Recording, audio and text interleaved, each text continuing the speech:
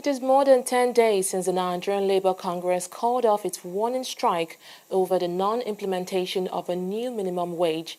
At the time, NLC President Ayuba Waba called off the strike to allow a government committee reach an agreement on a new figure. But 10 days later, both parties are still yet to reach an agreement. The government is proposing 24,000 naira, but Labour leaders have refused to budge, insisting on the sum of 30,000 naira.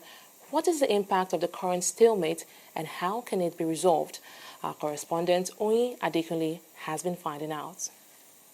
In February 2011, Nigerian workers got a welcome news when Nigerian senators passed a minimum wage law, increasing the minimum salary of workers from 7,500 naira to 18,000 naira. The wage was expected to be reviewed every 5 years. Now, 7 years later, nothing has changed. The delay in the review has been the subject of many labor gatherings, with union leaders demanding the government increase the wage. In November 2017, it seemed President Muhammadu Buhari was heeding to the frequent calls when he inaugurated a tripartite committee to negotiate a new national minimum wage for civil servants in the country. The committee began sitting in March 2018. Failure of the committee to meet its September deadline forced labor leaders to call an indefinite warning strike. The strike was largely successful as the labor leaders shut down all activities from banks, schools, and even government offices. After 4 days, they reached an agreement with the government. We have received a firm and formal invitation to a reconvened meeting of the tripartite committee scheduled for 4th and 5th of October 2018. We demanded that this shall be the final session of the committee's assignment and that a final report will then be submitted to Mr. President immediately.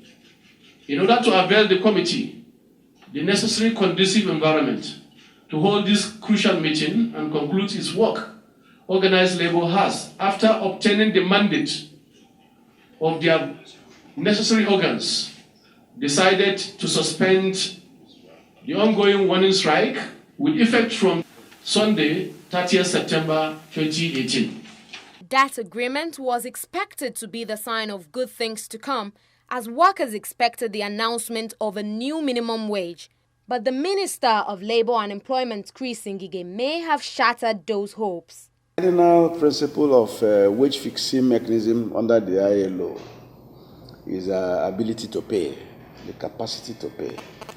Because the issue of minimum wage under Convention 131, the fixing mechanism takes that into account and also says that there must be a consensual arrangement or agreement. So we have a figure of the federal government and the state governments have theirs. The state government figure as the last time was 20,000. The federal government had a figure of 24,000. And that was where we all stood. And this negotiation took into account these irreducible offers from the different governments. But we could not arrive at a consensus. Even though we adjourned our meeting and said we'll put up a report that will reflect this position. National Salaries and Incomes and Wages Commission have also done the scenarios for the government and presented to the economic management team.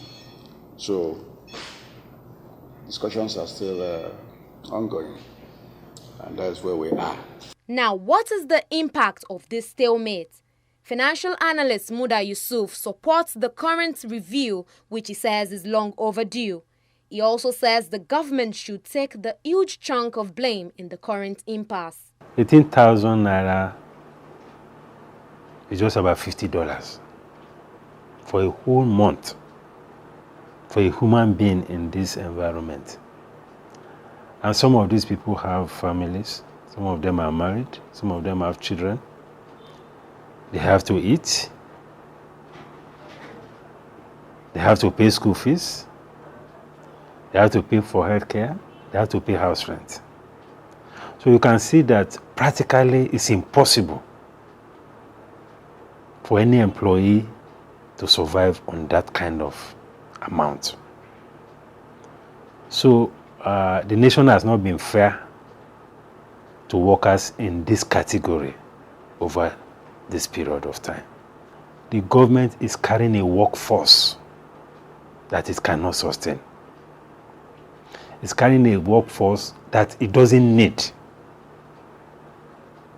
For most of the public sector institutions, they can make do with less than 50% of the current workforce, especially in the ministries.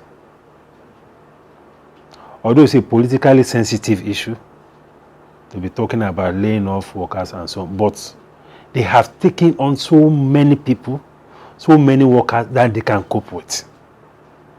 And some of them, many of them are not doing anything. So you have a public service that is looking more like a social security scheme. There have also been recent debates on whether each state should determine its minimum wage, and this is what Muda Yusuf has to say.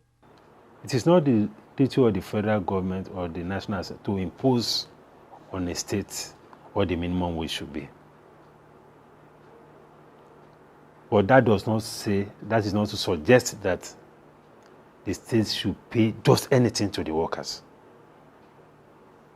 Because we are talking of human beings. We are talking of people who, in most cases, have families, they have children, and they are entitled to live with some dignity as human beings. Because if you see the way some of the states spend money, you will know that if they get their priorities right, they should be able to afford to pay much better than what is being proposed now. And we have such a situation in practically all parts of the country. And nobody has the political will to come and say that, no, this is not sustainable. This is the size of workforce that I can pay and pay well. That political will is lacking. So that is the situation. I believe the states can do better if they do carry out the necessary reforms in terms of expenditure and in terms of employee engagement. He notes what government at all levels can begin to do to prevent future wage disputes. What is fair and what is equitable is to watch the inflationary trend and review remunerations according to inflation. Because it is inflation that erodes the value of the money. It is important for government at all levels to also invest properly in social infrastructure. When I mean social infrastructure, I'm talking about investment in education, and investment in health, and investment in social housing, investment in mass transportation, and supporting agriculture so that an average worker can have access to cheap food. You have mass transit, an average worker should be able to move around very cheaply.